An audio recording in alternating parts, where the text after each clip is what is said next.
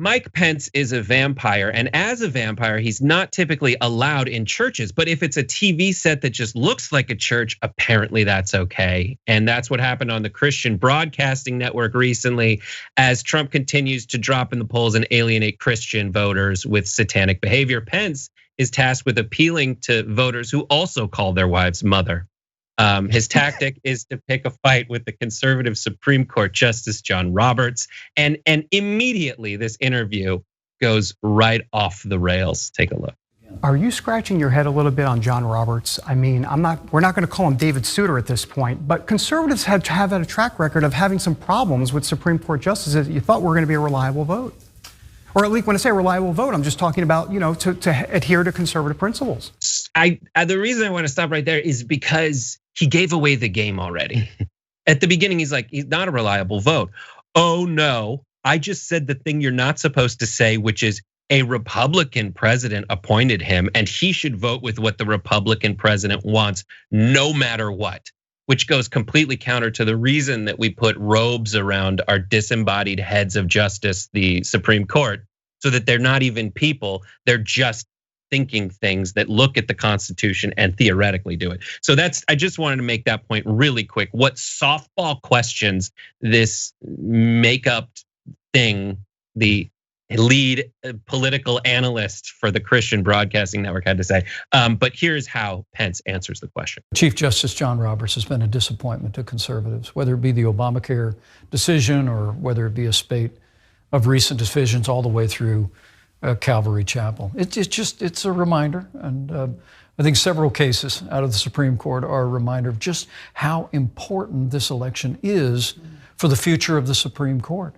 We remember the issue back in 2016, which I believe loomed large in voters' decisions between Hillary Clinton and the man who would become president of the United States. And some people thought that it wouldn't be as big an issue these days, but I think that's all changed. The recent decision, and again, a narrow Supreme Court decision, striking down a Louisiana pro-life law that only said that doctors working in abortion clinics would have to have admitting privileges at local hospitals. That's a very modest restriction on abortion providers, but a narrow majority in the Supreme Court still said it was unacceptable. And I think it's been a wake-up call for pro-life voters around the country who understand in a very real sense the destiny of the Supreme Court is on the ballot in 2020. I have some stats about why he's upset and all like the specific cases, but he did mention some of them. Benjamin, what's your reaction? Mike Pence is probably the only person I would think would be worse for America than Donald Trump. He carries the same amount of ignorance and weaponized stupidity, but he also carries a level of evangelical fervor that is dangerous, that would most certainly strip away the rights of women to vote.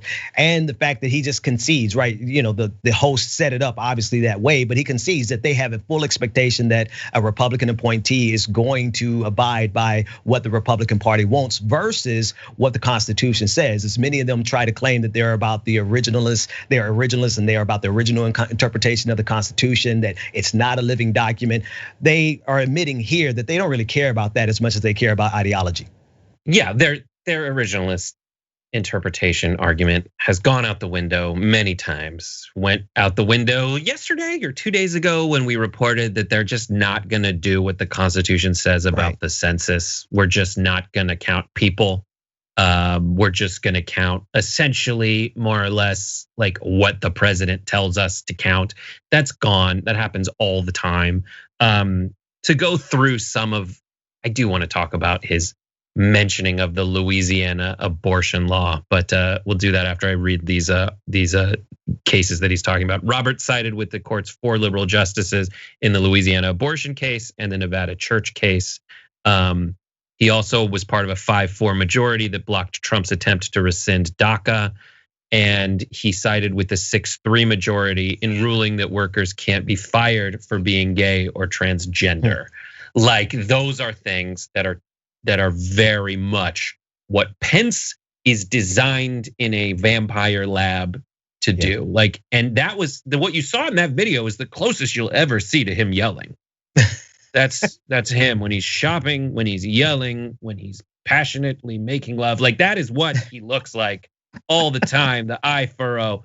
And to with a straight face and he sounds like all the politicians that Trump annihilated during all of the debates as he's trying to look at you with that furrowed brow and just say it was the smallest of restrictions on abortion, admitting privileges to hospitals that aren't even remotely there. Even though if someone has to go to a hospital, Ronald Reagan made it so no matter who they are and what country they were born in, they have to take them at the hospital. Right. That's a law set in stone. And that is something that he will not cop to. He is so expert at exactly delivering with the straight face. And that's why he's on a set that looks like a church. He is acting and pretending that people are earnestly saying that it is a small restriction that you have admitting privileges. No, it is a calculated restriction to make it so it is impossible for those people to, and the same way with the width of the hallways, all these arbitrary things that they try until and buy themselves time so that they get struck down in court.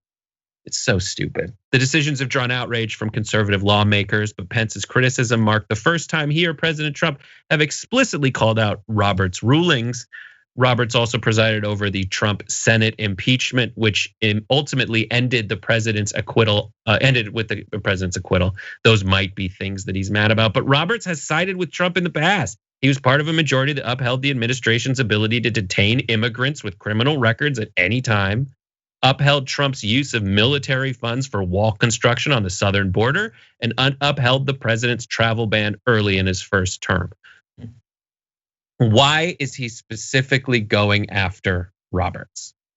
Because they're totalitarian, right? If we just cut to it, they don't want anyone to waver any measure of degree. Like even the way that John Roberts wrote about the Louisiana case, it wasn't a clear-cut victory for a woman's right to choose, right? It was a technical victory. And so even though he didn't give them an outright right to choose victory, that's not good enough, right? What people like Vice President Mike Pence want is complete and total submission to the conservative orthodoxy. And so he's trying to give him a chin check to see if he's going to get back in line. But I think this might have a backfiring effect, because if there's one thing that John Roberts is more concerned about than even the Constitution, it's his legacy and it's the respect that the institution has while he's there. And so he's going to have to assert the separation of powers that he has as the Chief Justice of the Supreme Court.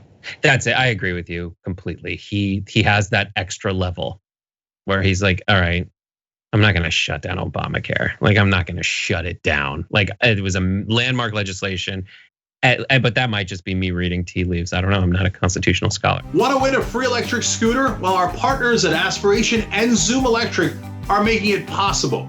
All you have to do is head to tyt.com/greensummer for your chance to win.